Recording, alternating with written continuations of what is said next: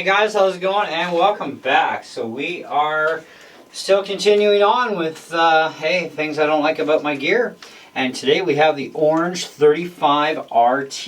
Now this is a 35 watt amplifier, 10-inch speaker, has built-in reverb. It is clean, it is dirty.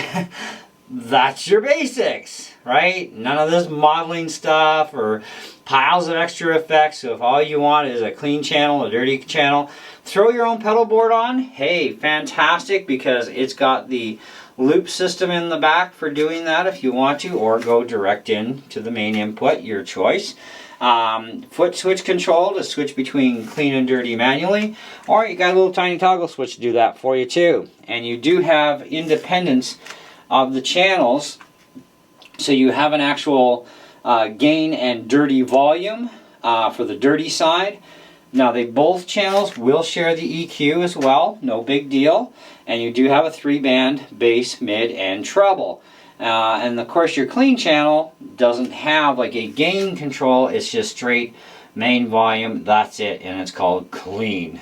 And now we do have auxiliary input, so if you have a MP3 player or an old tape cassette player or an old CD player, iPod, you know, that sort of thing, MP3 player of any kind, you can plug that in with a little stereo 1/8-inch mini plug and jam along with your favorite tunes through the amp. Quality of sound, well, who knows? But the amount of volume you're going to get, of course, is dependent on how much output your device has, because there is no independent volume control for the auxiliary. It has its own preset thing, and you just control it from your device. Reverb is completely independent, and there's a lot of range on it, and I'm only at basically what you consider to be, I guess, 9 o'clock on the dial. And now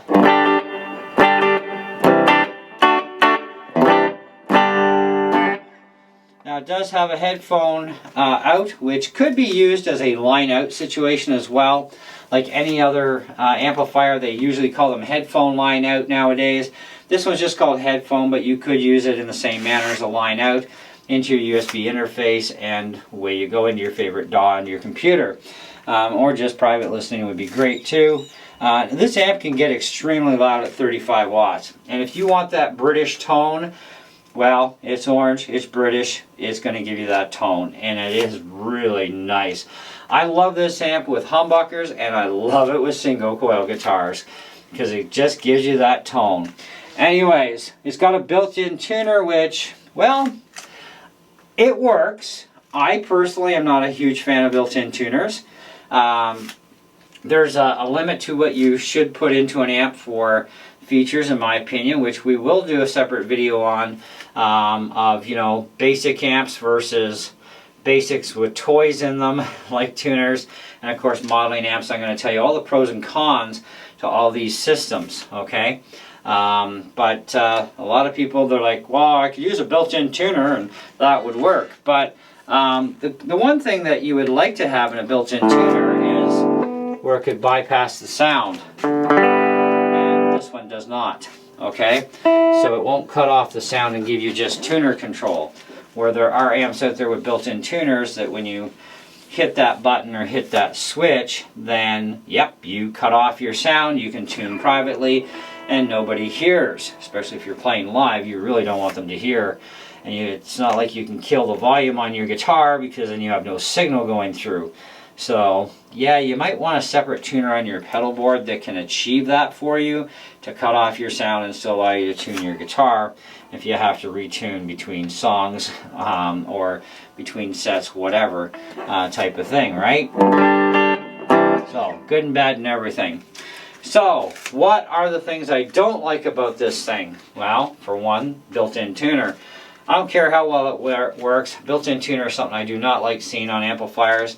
And part of that reason is because they're usually not very accurate, but they also steal extra power away from the amplifier, just even sitting there doing nothing. It's part of a circuit.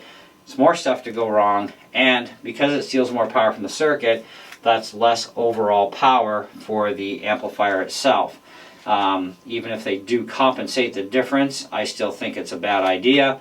Because those tuners actually are never very good anyways. They're kind of borderline, they kind of work, but they kind of really don't, is what I've found in my experience. So, you know, nothing beats an actual high sensitivity real tuner, whether it be a headstock tuner or a strobe tuner or rack tuner of some sort or whatever, okay? Built-in stuff, I don't like that. So that's one thing I don't like about it. The other thing I don't like, of course, at least as far as my preference goes, is I don't like having that auxiliary circuit in there either for playing through stuff, because I find it absolutely pointless for at least me. But this is my preference, right? These videos are about my preferences on the guitars and the amps and the other gear of what I don't like about my own stuff. But I've chosen to also live with these things too, because I want the gear in itself, because I like the main part of the gear. It's just there are things that, you know, you got to point out, and can you live with these things overall, or should you shop for something maybe more adequate to your purpose, right? And that's kind of where this helps a lot of you people out too, having these separate videos from reviews. So if you want to hear all these amps in action, I do have reviews on every one of these amplifiers, among other gear that I've had throughout the years, etc., that's hit my channel. So you can get a pretty good feel for a lot of stuff. So anyways, but other than that, fantastic.